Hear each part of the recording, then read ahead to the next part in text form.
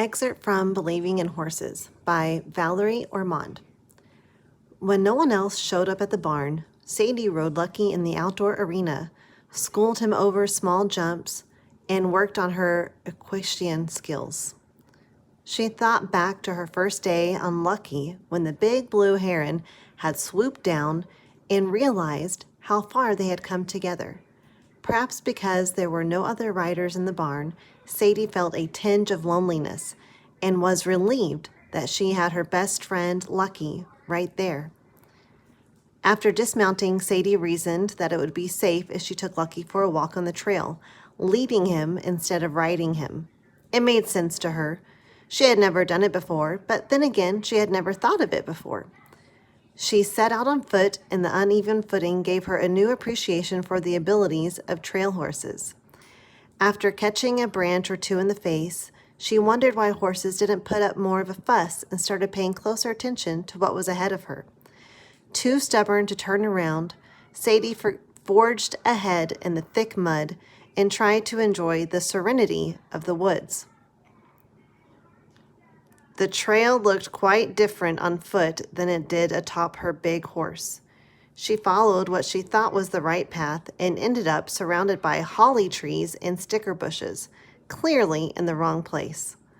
Lucky looked at her as if to say, "I told you it was the other way," and she couldn't help but laugh. "I'll listen to you at the next fork in the road," she said, and hugged his neck. They got back on track and descended deeper into the woods. The sounds of deer in the distance were muffled by leaves rustling as the wind picked up. Sadie thought she heard a car door shut and found that odd. They were far out in the woods, and she'd never heard anything like that before back here. She chalked it up to her imagination, or a branch breaking, and put her mind back to navigating the roots and rocks on the trail and avoiding the branches that came at her face. Then it began to rain. It wasn't a drizzle, it was a downpour.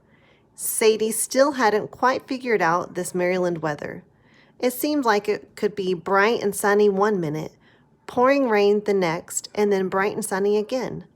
It hadn't been a nice day, but she hadn't expected this.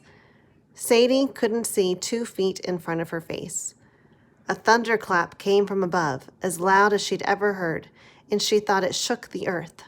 Lucky pulled back on the reins, but considering the sound of the thunder, he behaved well.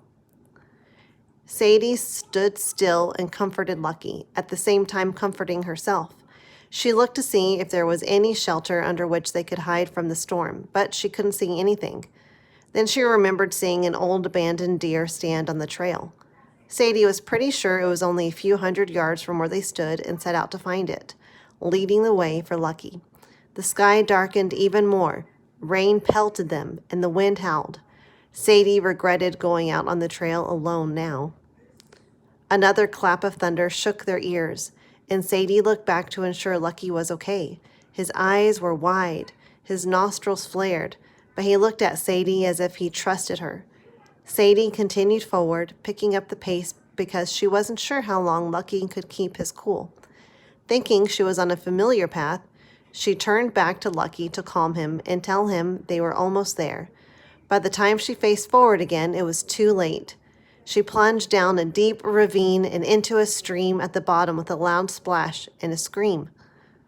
Lucky's instincts to flee from danger took over. Sadie had let the reins go during her fall. Lucky took off in a terrified gallop through the woods.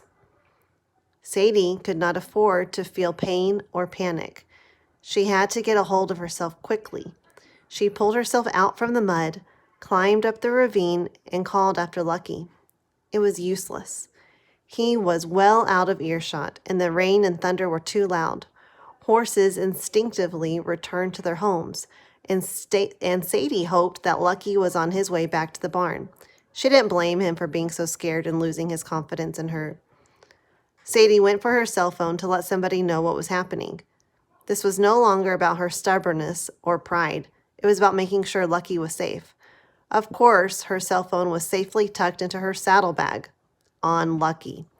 She took a deep breath, told herself that was okay, and that everyone would find out soon enough what was going on when Lucky came galloping up to the path to the barn alone. As a source of strength, she said out loud, "I believe you're going to know what to do, Lucky," and trudged back towards the barn, paying very close attention to where she was going this time.